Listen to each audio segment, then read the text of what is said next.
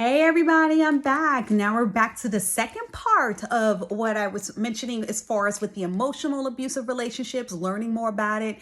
And I wanted to kind of jump in and just give you the second type of emotional abuse that happens in a relationship when you're with a partner, spouse, whoever it is that you're in a possibly romantic relationship with, may even have kids with them.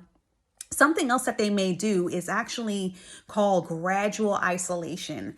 So the crazy thing about gradual isolation is that abusers, they're really highly effective at making sure that they are the only ones that their partner can turn to. So they gaslight and convince their partner that their friends and family do not want what's best for them and want to tear the relationship apart. Oftentimes, for good. They want to make sure that they sever that relationship to the point where you're not even able to go back to them.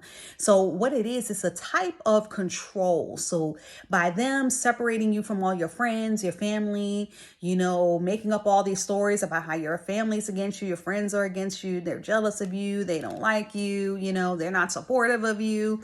And then in your mind, just think about it. If you're living with this person day in, day out, around this person, after you get off work, you're in the evening and into the late hours of the night.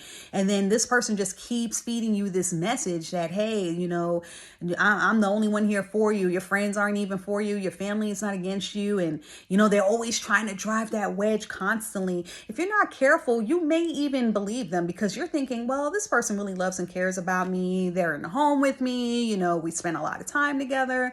And, maybe they are right. I don't know, and then you start to convince yourself, like you start gaslighting yourself almost into believing something that isn't true.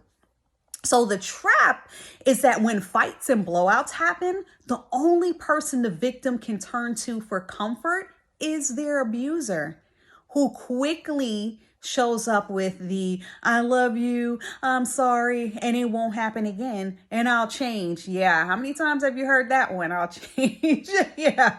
All right. Yeah, you're gonna be waiting for a long time on that one. But it's just to show you that that's what those people will do to you. They'll just kind of have a blow up. They'll go off on you. And then you're just left thinking like, oh my gosh, what just happened? And then you start blaming yourself. And so what happens as a victim is vulnerable, and then they're susceptible to suggestions, and then they end up returning to their only social support, which is the abuser. So that's why you see the cycle. And, people like to blame the victim and say, well, why does the victim keep going back? Well, if you think about it, if you're living with someone day in and day out, they have your ear constantly. They constantly have your ear. So they're able to constantly feed messages. They're able to constantly tell you things that other people can't tell you, like your parents, your friends. They don't have access to you as much as that emotionally abusive narcissistic person does, right? So what ends up happening is now that person ends up becoming the only voice in their ear, and then they're constantly hearing the messages. So just make sure you're staying aware of that. If you find yourself being, in an abusive relationship where, you have a narcissistic type person, they're just constantly trying to isolate you and keep you away from your friends and family. First, ask yourself, okay, why is it that you don't want me to have, a relationship with my friends and family? I was obviously in a relationship with them before I met you. So why is it now that I'm with you, all of a sudden now it's unhealthy? All of a sudden now it's not good for me to be around them. So if that's not coming from you and it's coming more so from the partner, you need to really evaluate that and try to figure out what their motives are. Because if they're just trying to get you to be at the place where every time you want to go out with your family or friends, they're like telling, oh, why do you want to go out with them? What are you doing that for? What are you doing? Trying to go to clubs? Or, what do you want to go to your mom's house or your dad's house? You're always going there, or your cousins, whoever. So if they're always trying to like have a blow up or argument every time you want to go out, every time you want to hang out with a friend, just know that that is a red flag right there. Red flag that that person is emotionally abusive. They're trying to isolate you, and the more they can get you isolated, the more they can control you and trap you in that relationship. And then when things really go bad, your mind is going to be so far gone that you're not even going to know where to go, and probably burned all your bridges by that time. Well, I hope this helps, and I look forward to seeing you on the 3rd. Hey guys, this is Tyler. Thank you for watching to the end of my video for the gradual isolation that happens in emotional abuse part 2. I appreciate you just watching and learning more about it. And who knows, you may even be one that's affected by it and you didn't realize that your partner isolating you, or whoever it is, the loved one in your life that's isolating you and not allowing you to have contact with other people, was a form of emotional abuse. So that's something that I always look at as, you always have to wonder when someone has a problem with everybody, they want to keep you away from your family member, friends. Always look at that as a red flag.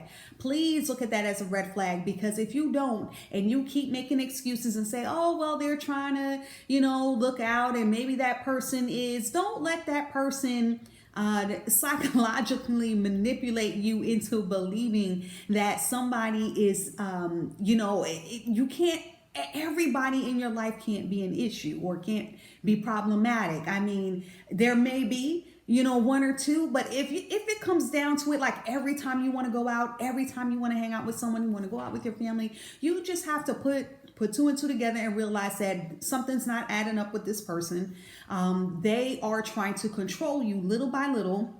And it's slowly brainwashing you just to believe that, poisoning your mind to make you believe that people are not for you, that they're dangerous, that they don't have good intentions. And really, all the things that they're saying about everybody else is really what they're trying to do. So it's kind of funny in that sense. It's like they're trying to make it seem as if everyone else has a problem, and they're pointing out everyone else's faults and everything that they perceive that's negative with these people. But they're the ones that are the most dangerous and the ones that you really need to look out for, and take heed to what they're trying to do, because little by little, the more they isolate you, then the abuse gets worse. It increases. Now you find yourself in a position where it actually can escalate to a point where it's physical abuse. I don't want to give a sneak peek into what the part 3 is, but it can escalate into other forms of abuse, because now this person has got you cut off from everyone else. You've probably made an enemy of everyone.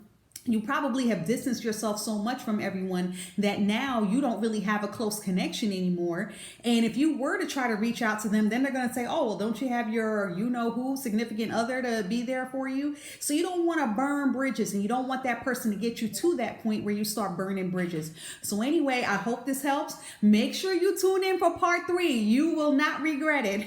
All right. Well, I appreciate you for allowing me to mind my own healing. All right. Y'all have a great one. Talk to you soon. Part 3. Watch it.